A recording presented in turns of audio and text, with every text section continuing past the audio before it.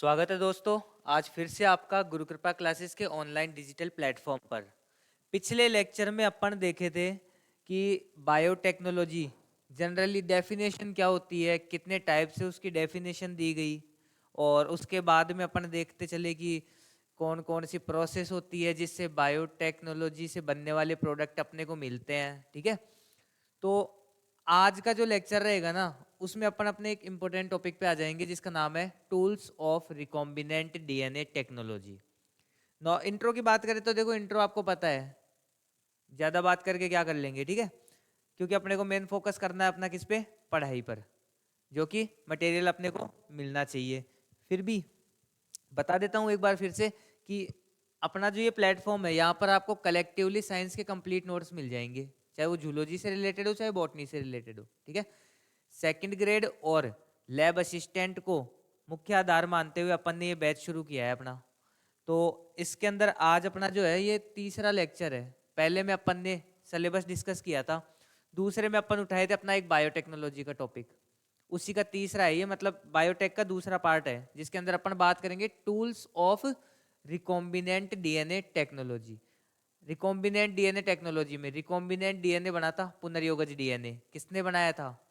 Stanley Cohen और Herbert Boyer ने। ठीक है, तो चलो अब आज अपन शुरू करते हैं टूल्स ऑफ बायोटेक्नोलॉजी।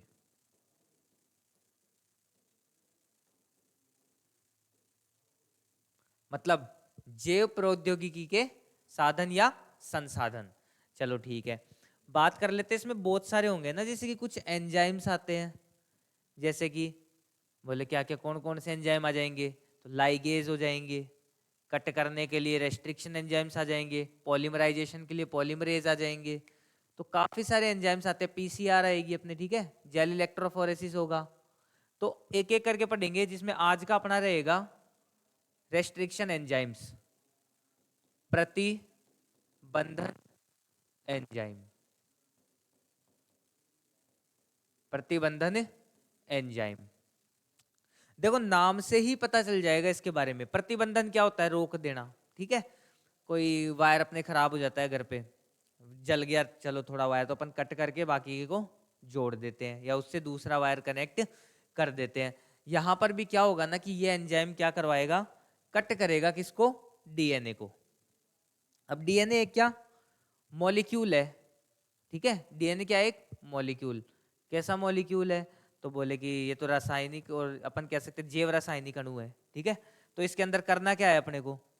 कुछ नहीं, बस डीएनए लिया, डीएनए के ऊपर क्या डाला? रेस्ट्रिक्शन एंजाइम डाला, और रेस्ट्रिक्शन एंजाइम के कारण डीएनए क्या हो जाएगा? कट हो जाएगा।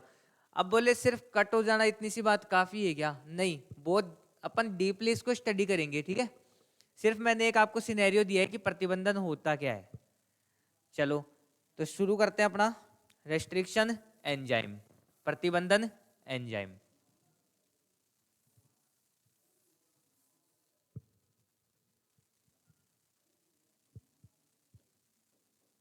प्रतिबंधन एंजाइम,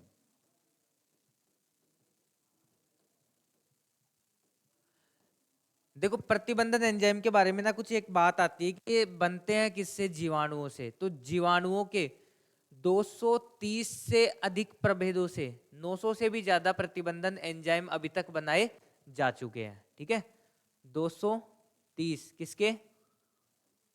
जीवाणु, जीवाणु के 230 से अधिक प्रभेद से 900 से भी अधिक, 900 से भी अधिक रेस्ट्रिक्शन एंजाइम बनाए जा चुके हैं। ठीक है, बनाए जा चुके हैं। तो देखो ये वर्ड जो है ना प्रभेद, इसको थोड़ा सा याद रखना, ये भी काम आएगा। तो अपन ने बात की कि जीवाणु के 230 से भी अधिक प्रभेदों से ये बनाए जा चुके हैं। कितने? 900 से अधिक एंजाइम।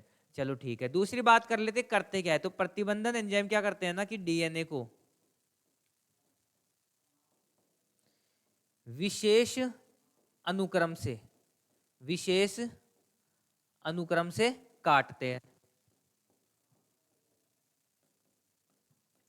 विशेष अनुक्रम से काटते हैं।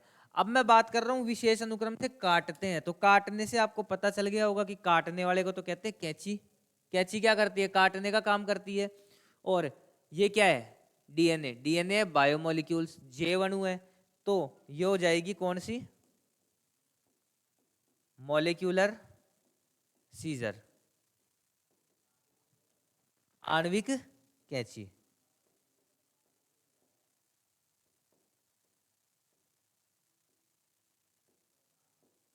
आणविक कैंची, ठीक है। तो इन प्रतिबंधन एंजाइमों को और क्या बोला जाता है? आणविक कैंची बोला जाता है। क्यों? क्योंकि ये डीएनए को क्या करते हैं? काटने का काम करते हैं।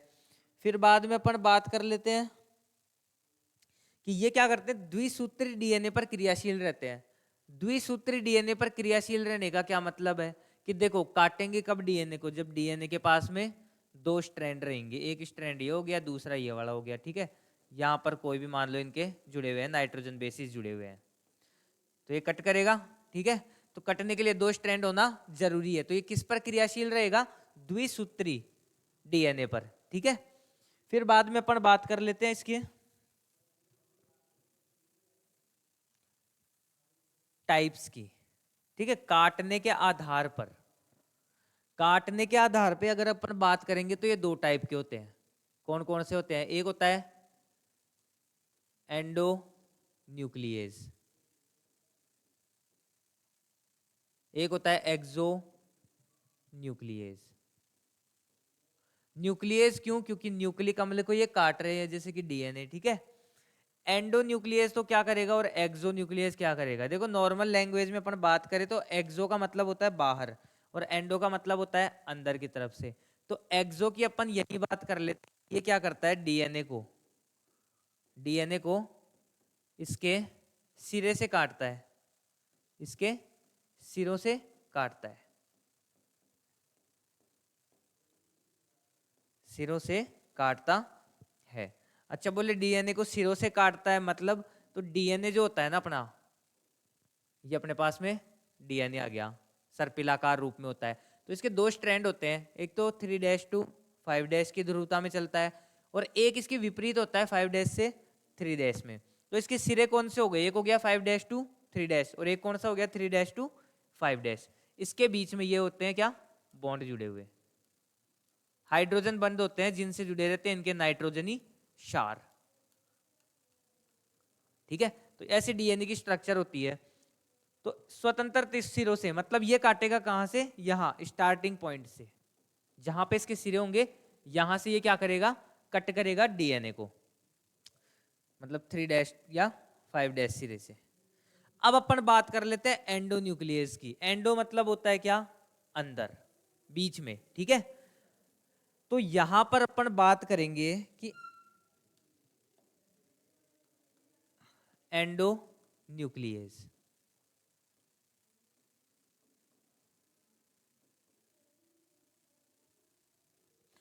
एंडोन्यूक्लियस की बात करें तो ये क्या करते हैं? डीएनए को बीच से, अब बीच में भी ऐसा नहीं है कि कहीं से भी उठाया कहीं से भी काट दिया, नहीं, बीच से विशेष अनुक्रम से काटते हैं, विशेष अनुक्रम, विशेष अनुक्रम से काटते हैं। विशेष अनुक्रम से काटते हैं का मतलब क्या हो गया? कि कोई एक स्पेसिफिक जगह होगी जहां से वो इसको काटेगा। जैसे डीएनए है, ये मॉलिक्यूल बीच में से है, अब मैं बोल दूं कि डीएनए को ये यहां से कट करेगा, कोई इसका विशेष क्षार अनुक्रम उपस्थित है वहां पर, ठीक है। डीएनए को काटने का क्या मतलब है? एक डीएनए जो होता है ना, जैसे कि एक सिरा हो गया, दूसरा सिरा हो गया, यहाँ पर इसके पास मान लो एडिनिन है, इसके पास में थाइमिन है, तो ये डबल बॉन्ड हो गया। यहाँ ग्वानिन है, यहाँ साइटोसिन, यहाँ पे ट्रिपल बॉन्ड हो गया। ऐसे मान लो साइटोसिन, एडिनिन, फिर थाइमिन, यहाँ पर एडिनिन, थाइमिन, ग्वानिन, ठीक है, ट्रिपल बॉन्ड, ये डबल बॉन्ड, ये डबल बॉन्ड। तो काटने का मतलब क्या है ना, कि ये काटेगा कहाँ से? या तो ऐसे काट देगा या फिर इनको सेंटर से काटेगा, ठीक है। तो ये बात होती है अपने पास में डीएनए को कट करने की। चलो ठीक है, डीएनए को कट करने का आ गया, बोला आपने बोल भी दिया, बोले बीच में से काटता है, विशेष अनुक्रम से काटता है, ये भी बहुत अच्छी बात हो गई। फिर बाद में बात करते हैं पहला रेस्ट्रिक्शन एंडोन्यूक्लियस कौन सा था, तो वो था हिंड सेकंड। ठीक है, पहला कौन सा था restriction endo nucleus hind second, जो किससे निकाला गया था, हीमोफिलस इन्फ्लुएंजी होता है ना ये वायरस, ये मतलब ये रोग उत्पन्न करता है हीमोफिलस इन्फ्लुएंजी अपने अंदर। ठीक है, तो हिंड सेकंड पहला खोजा गया, फर्स्ट रेस्ट्रिक्शन एंडोन्यूक्लियस था जो विशेष अनुक्रम से डीएनए को कट करता है। उसके बाद में अपन बात कर लेते हैं कि एक आता है इको R1 जो बहुत ही मतलब इंपॉर्टेंट है रेस्ट्रिक्शन एंडोन्यूक्लियस के लिए, सबसे ज्यादा यूज में लिया जाने वाला इको R1। ठीक है, इको R1 की अगर मैं बात करूं तो इको R1 जो होता है ना, ये क्या करता है, डीएनए को एक विशेष अनुक्रम से काटता है। जैसे कि मैं बात कर लेता हूं GAATT और C। ठीक है, GAATT और C। अब ये तो ध्रुवता अपन बोल देते हैं 3' to 5'। अब अपन विपरीत ध्रुवता ले लेते हैं 3' to 5' की, जिसके अंदर यहां पे आ गया GAATT और C। तो इस 4 अनुक्रम से ये इसको कट करता है, और ये कट करेगा कहां से, यहां वाले भाग से। ठीक है, तो अब क्या होगा ना कि यहां से ये कट होकर के इधर गया, और यहां से ये कट होकर के इधर गया, तो ये वाला पार्ट इससे जुड़ जाएगा, जिस चीज की कमी हो रही है वो चीज उसमें जाकर के जुड़ जाएगी। ठीक है, फिर अपन बात कर लेते हैं इकोलाई जो होता है ना, तो इसके अंदर ये एक पैलिंड्रोमिक सीक्वेंस से काटता है, पैलिंड्रोमिक सीक्वेंस। बोले पैलिंड्रोमिक सीक्वेंस क्या होता है, तो अपन ने हिंदी में एक वर्ड पढ़ा है मलयालम, मलयालम। ठीक है, मलयालम वर्ड सुना है, इसको आगे से पढ़ो चाहे इसको पीछे से पढ़ो तो सेम चीज आती है, मलयालम। चाहे इसको इंग्लिश ले लो MALAYALAM।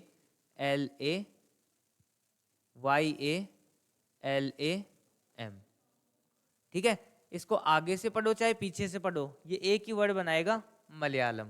ठीक है, तो बात यह है ना कि जब डीएनए के अंदर 4 अनुक्रम इस क्रम में व्यवस्थित हो कि उन्हें आगे से पढ़ो चाहे पीछे से पढ़ो, अब आगे पीछे का मतलब ध्रुवता, चाहे उसको 3' से पढ़ो चाहे 5' से पढ़ो, दोनों ध्रुवता में उसको समान 4 अनुक्रम प्राप्त होगा। ठीक है, तो ऐसी कंडीशन को बोलते हैं डीएनए पैलिंड्रोम। जैसे कि अभी अपन ने देखा था GAATT और C, ये था 3' to 5' में। अब अपन बात कर लेते हैं इसकी विपरीत ध्रुवता, तो विपरीत ध्रुवता में देखो GAATT और C, इधर से पढ़ो चाहे इधर से पढ़ो सेम चीज मिल रही है अपने को। यहां पर अपन दोनों स्ट्रैंड की बात करेंगे। ठीक है, तो ये हो जाता है अपने पास में क्या, पैलिंड्रोम। तो इको R1 जो है उसका सीक्वेंस अपने को पता चल गया कौन से सीक्वेंस से काटता है, और पैलिंड्रोमिक सीक्वेंस से ये डीएनए को कट करता है। ठीक है, तो ये अपन ने पैलिंड्रोम की बात कर ली।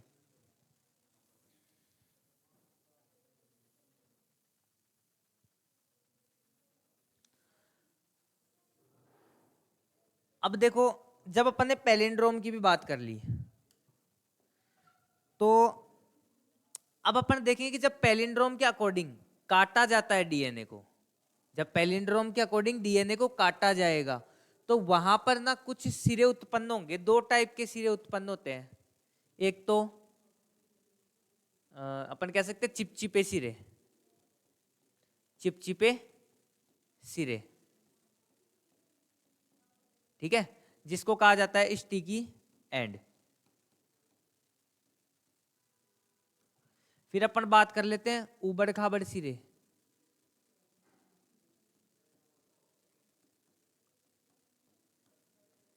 ठीक है, इसका इंग्लिश टर्म आप लोग याद रखना, ब्लंट एंड। एंड मतलब सिरे। तो एक तो होंगे चिपचिपे सिरे और एक होगा ब्लंट एंड। चिपचिपे तो कैसे उत्पन्न होते हैं और ब्लंट एंड कैसे उत्पन्न होंगे? तो चिपचिपे सिरे होते हैं जब रेस्ट्रिक्शन एंजाइम द्वारा क्षार अनुक्रम को या डीएनए को बीच से थोड़ा हटकर काटा जाता है। जैसे कि अभी अपन ने बात की थी जी ए टी टी और सी, जी ए टी टी और सी।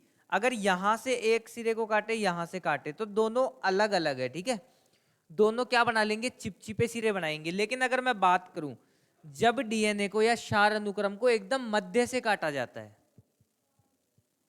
मध्य से काटा जाता है, मतलब कि क्या हो जाएगा? मध्य से काटा जाना मतलब जिधर इधर जितने बचेंगे उतने ही क्षार इधर बचेंगे। जैसे कि एग्जांपल सी सी जी जी, इधर सी सी जी और जी। तो देखो है तो पैलिंड्रोम के अंदर, ये 3 डैश है, ये 5 डैश है, फिर ये 3 डैश है और ये 5 डैश है। यहां से कट करेंगे अपन इसको, ठीक है, दोनों को सेंटर से कट करते हैं ताकि इसको सममिति प्राप्त हो जाए एक बराबर की, ठीक है, दोनों साइड में बराबर सिरे प्राप्त है। इधर भी सीसी, इधर जीजी, इधर भी जीजी और इधर भी सीसी। बोले जीसी क्या है? ये ग्वानिन और ये साइटोसिन, ठीक है। तो इस प्रकार से उत्पन्न होते हैं कौन से? Blunt and. और इधर जब अपन साइड से काटते हैं थोड़ा हट करके तब कौन से प्राप्त होते हैं अपने को? तब अपने को प्राप्त होते हैं चिपचिपे सिरे, स्टिकी एंड, ठीक है। तो दो टाइप से प्राप्त होंगे अपने को डीएनए को कट करने पर, दो सिरे प्राप्त होंगे, एक कौन सा? चिपचिपा और एक कौन सा? उबड़ खाबड़, ब्लंट और स्टिकी एंड। ब्लंट एंड होगा जब बीच में से काटा जाए और स्टिकी एंड होगा जब बीच में से हटकर थोड़ा उसको सिरों से काटा जाए, ठीक है। दो प्रकार के एंड हो गए। ज्यादातर क्या होता है ना कि चिपचिपे सिरे ही बनते हैं क्योंकि वो आसानी से अपने पूरक रज्जु को जोड़ लेते हैं। फिर बाद में अपन बात कर लेते हैं कि रेस्ट्रिक्शन एंजाइम, बता तो दिया आपने लेकिन होता कैसे है? मतलब आपने बोला इको R1 है, हिंड सेकंड है, तो क्या चीज होती है ये, कैसे इसका नामकरण किया जाता है? चलो ठीक है, अब अपन देखेंगे कैसे इसका नामकरण किया जाएगा। तो अपना पॉइंट हो जाएगा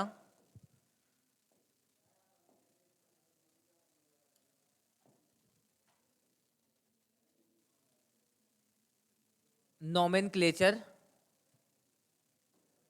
ऑफ रेस्ट्रिक्शन एंजाइम, प्रतिबंधन एंजाइम्स का नामकरण। नामकरण की अगर अपन बात करते हैं तो देखो नामकरण में पहला शब्द जो होता है, फर्स्ट लेटर जो होता है, वो किससे लिया जाता है? पहला वर्ण। जो भी अपने पास में एंजाइम है उसमें जो पहला वर्ण होगा वो जीव के इस किससे लिया जाएगा? वंश से लिया जाएगा, ठीक है। जैसे कि मान लो अपन कह रहे हैं इकोलाई, ठीक है, इकोलाई होता है स्टेरेरिया कोलाई, तो इको R1 जो अपना एंजाइम है उसमें पहला लेटर आ रहा है ई, तो वो ई जो आया है ना वो कहां से आया है? स्टेरेरिया से, वंश से। तो फर्स्ट लेटर लेते हैं किससे? वंश, जीनस। फिर अपन बात करते हैं सेकंड लेटर, सेकंड और थर्ड लेटर, सेकंड और थर्ड लेटर लिया जाता है जाति से, स्पीसीज से, ठीक है। फिर अपन बात करते हैं फोर्थ जो लेटर होता है, फोर्थ लेटर वो होता है इसका प्रभेद। और बाद में जो फिफ्थ नंबर पे जो रोमन नंबर लिखा जाता है, रोमन नंबर, वो क्या होता है? वो होता है इसका प्राप्त क्रम, कि कौन से नंबर पे इसको प्राप्त किया गया है, ठीक है। तो चलो इसी को साथ में लेकर के अपन एक एग्जांपल देख लेते हैं। मैं एग्जांपल दे रहा हूं वही अपना सबसे प्यारा, ठीक है, इको R1। ये एक रेस्ट्रिक्शन एंजाइम है, इसके अंदर पहला लेटर, दूसरा और तीसरा ये रहा, चौथा ये और लास्ट वाला इसका क्या हो गया? रोमन नंबर, ठीक है। इस साइड में देख लेते हैं इसको थोड़ा, नोमेनक्लेचर इंपॉर्टेंट है।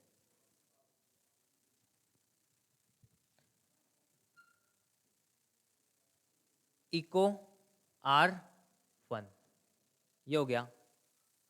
अब इसमें देख लेते हैं पहला लेटर क्या कहना चाह रहा है, तो पूछ लेते हैं। चलो, पहला लेटर, दूसरा, तीसरा और चौथा, और ये पांचवा लेटर। पहला जो लेटर है अपने को ये कहना चाह रहा है कि मैं लिया गया हूं किससे, वंश से। तो पहला लेटर अपन ने ले लिया इसके वंश से, कौन सा, इस्चेरेरिया।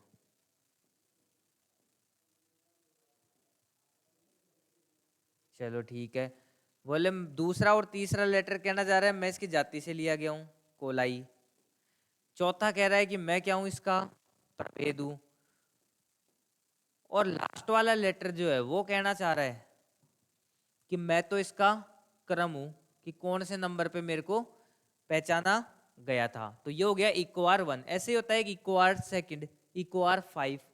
तो बाकी सब तो कॉमन रह जाएगा, वहां पे रोमन नंबर बता देगा उसका क्रम, कि उसको कब लिया गया था, कौन से क्रम में लिया गया था। ठीक है, उसके बाद में अपन बात कर लेते हैं इसमें हिंड सेकंड। हिंड सेकंड, ठीक है। यहां पर फिर से अपन देख लेते हैं। फर्स्ट वाला बोल रहा है मैं किससे लिया गया हूं, तो कहता है बोले हीमोफिलस से लिया गया है तू, हीमोफिलस। दूसरा तीसरा बोल रहा है मैं किससे लिया गया हूं, तो ये बोलता है इन्फ्लुएंजी, तू इन्फ्लुएंजी से लिया गया है। फिर बोलता है D4, बोले तू तो प्रभेद है। और फिर आ जाता है इसका रोमन नंबर। तो ये इसका क्रम है कि सेकंड नंबर पे इसको खोजा गया, मतलब सेकंड क्रम पर इसको खोजा गया। ठीक है, फिर बाद में चलो अपन बात कर लेते हैं, जैसे कि दो एग्जांपल देख लिए कि कैसे क्या इसका नोमेनक्लेचर किया जाता है। उसके बाद में अपन देखेंगे कि लाइगेज होते हैं। ठीक है, ये तो अपन ने रेस्ट्रिक्शन एंजाइम की बात कर ली। अब दूसरा टूल अपन देखेंगे, क्या चीज, लाइगेज। लाइगेज के बारे में ज्यादा बात नहीं करेंगे, दो चार पॉइंट है। तो दूसरा अपने पास टूल आ जाता है लाइगेज। तो लाइगेज की अगर मैं बात करूं, तो लाइगेज जो होते हैं ना, ये क्या करते हैं,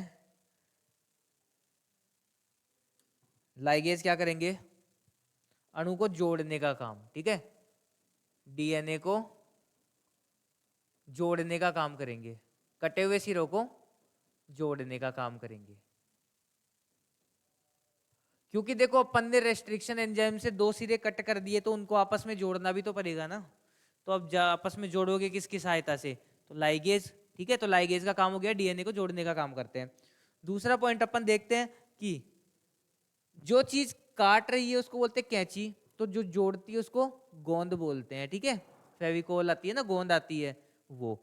फिर बाद में बोलते हैं, बोले कि ठीक है, तो ये वर्ड क्यों यूज में लिया आपने, तो इसलिए लिया क्योंकि डीएनए तो है अणु, उसको बोल रहे थे आणविक कैंची, तो इसको बोलेंगे आणविक गोंद। क्या बोलेंगे इसको, आणविक गोंद।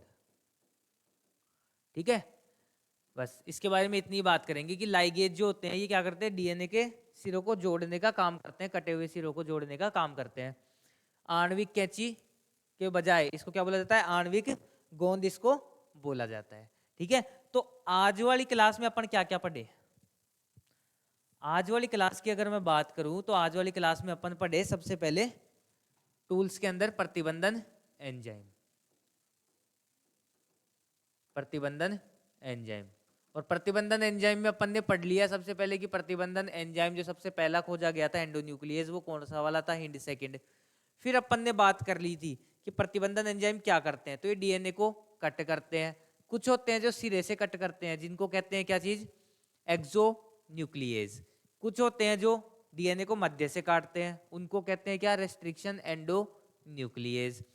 अब देखो कट करते हैं तो दो टाइप के सिरे उत्पन्न होते हैं, कुछ तो चिपचिपे और कुछ ब्लंट। ब्लंट होते हैं कब, जब डीएनए को बिल्कुल मध्य से काटा जाए, बिल्कुल सेंटर, क्षार अनुक्रम जो होते हैं उनके बिल्कुल सेंटर से।